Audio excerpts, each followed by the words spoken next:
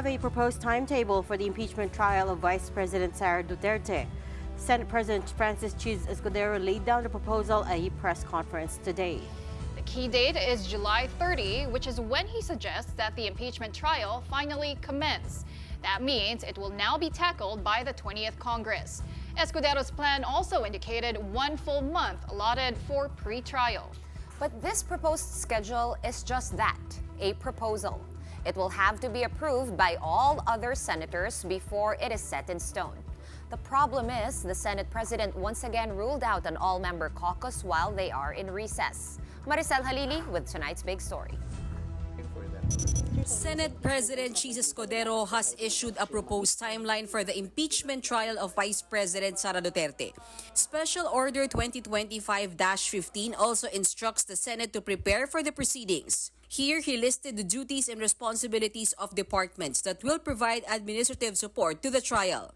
Senate Secretary Renato Bantug is assigned as clerk of court, and he will assist the presiding officer or the Senate President in facilitating the impeachment court. He will also be in charge of non-judicial functions such as recording and reporting impeachment proceedings, and in preparing and serving notices and summons. On the other hand, the Senate Legal Counsel and the Deputy Secretary for Legislation are assigned as deputy clerks, while Senate Sergeant-at-Arms, retired General Roberto Angcan, is tasked to deliver summons and subpoenas and make security arrangements. Para makapaghanda sila at gumawa na rin ng proposed budget kaugnay nun dahil baka may mga unforeseen expenses na kailangan namin paghandaan. Ulitin ko, bahagi ito ng tinatawag nating quote, taking proper order of the subject of impeachment. Hindi pa man nagsisimula ang pre-trial o trial, ay buo na at kompleto na ang paghahanda ng Senado para dito.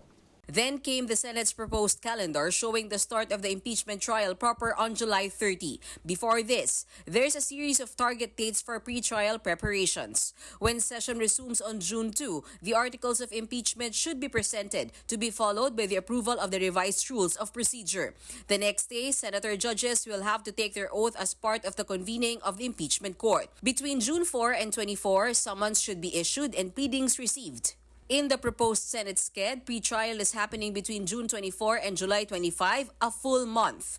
By July 29, or a day after the inaugural session of the 20th Congress and President Bongbong Marcos' State of the Nation address, upper chamber lawmakers will take their oath as senator judges. After that, Sara Duterte will be tried, the first vice president in Philippine history to be impeached. Per Escudero's proposal, hearings will be held weekdays from 9 a.m. to 2 p.m., leaving the afternoons open for other matters like the budget, the deliberation period for which coincides with the impeachment trial. The Senate President has previously said they can finish the trial in 3 months, but this isn't set in stone and anything can happen. Escudero says his calendar will have to be approved by his fellow senators. But for now, an all-member caucus is out of the question since upper chamber members are either busy with their election campaign or on holiday abroad. No. It took us this long to be able to do these things again because we are acting on it prudently. We are not rushing. Ito ang trabaho po namin. Escudero has already written to VP Duterte and House Speaker Martin Romualdez on the procedures the Senate will adopt when it comes to the verified impeachment complaint. Also in the letter are copies of the proposed calendar and the special order to their admin staff. As for the initial cost of Duterte's trial, there are no figures yet, but Escudero says the upper chamber has enough funds to cover expenses. Each row for senator judges costs between 6 and 8,000 pesos. Some Senate staff will have to be paid extra for trial duties, and Escudero also plans to hire private lawyers that will assist the impeachment court. Reporting for News 5, Mean Los Baños, we are One News.